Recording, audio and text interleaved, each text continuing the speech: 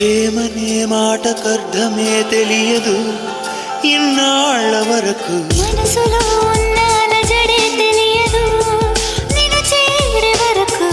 ఎటళ్ళేదో జీవితం నువ్వే లేకపోతే ఎడారిగా మారేదో నువ్వే రాకపోతే నువ్వు నీ నవ్వు నాతో లేకుంటే నేనంటూ ఉంటానా దేవుడు కరుణిస్తాడని వరములు కురిపిస్తాడని నమ్మలేదు నాకు నీ ప్రేమే దొరికే వరకు